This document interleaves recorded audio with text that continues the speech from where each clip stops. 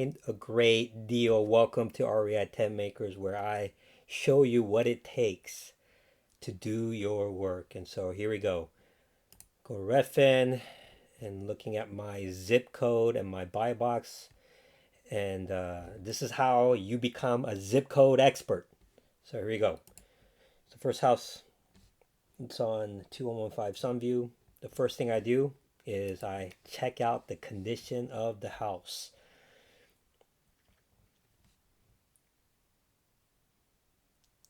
My internet's a little slow. Okay, so I kind of peruse through. And again, I'm looking for long-term buy and hold, and this looks fantastic. I know this neighborhood really well, and so definitely easy to rent. Great. So next thing I do is I put in the address there, the 2115 Sunview. It's 3 bedroom, 2.5, and I like to add the listing date because I love keeping track of how many days on market so that I can go back and see different properties, play around with the price and the rate so that I can make a disrespectful offer. So here we go. And then this property is 205 900, so I'll put that in there. And then all my calculations all work out.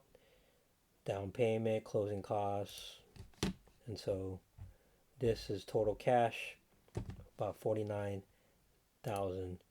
Now the mortgage here, I'm just going to use a 6.2 interest rate because that's what I saw today. And put 20% down. The next column is the property management. So usually anywhere from 8 to 10%. I'm going to be very conservative. So I did 10% here and then also 10% for vacancies and CapEx, which is a total of 1872. Now here you go. The next thing, this is very important, is to figure out what the monthly rent of this property. And so a few things that you could do here. Sometimes if you go down, it will give you an estimated rent, but this one will not show you the rent here, I believe. Go all the way down. Nope. All right, so when it's not there, in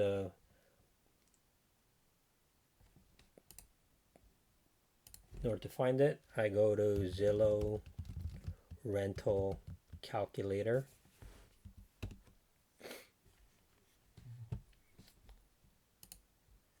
And again, this is not precise, but you're just looking for the estimate here. So you want to get a ballpark, and obviously you're going to have to do more due diligence.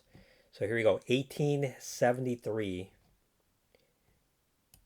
for this property. So I'm going to write 1873, which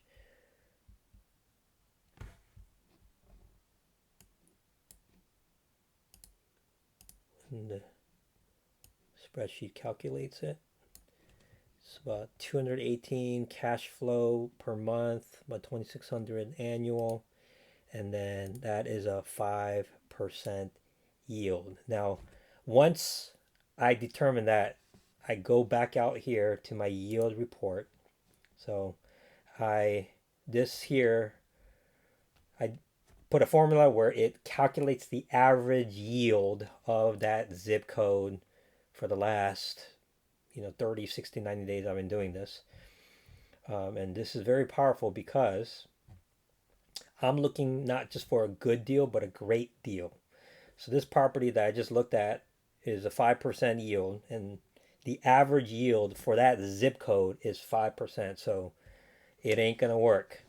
But also I want to, so yeah, that's not going to work. So I'm going to put it on hold.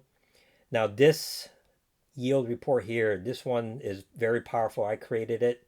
It gives you the average yield of that zip code, which is very, very powerful. So if its average yield is 5%, I want to look for a yield on a property that's maybe 10, 12, 15%, and that would show me that's a great deal. So I'm going to go and put an offer.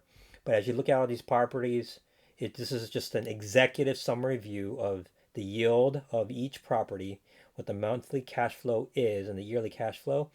Um, but it's going to give me this little arrow up and down in terms of what it is. So it's going to give me a quick view, one-stop shop of what the yield is. As you can see, the zip code here, it's pretty good, right? There's some high yields, but some already have been sold off. But this is the work that you gotta do on a daily basis, whether it takes 5 minutes, 15 minutes, or 50 minutes. You gotta do your work.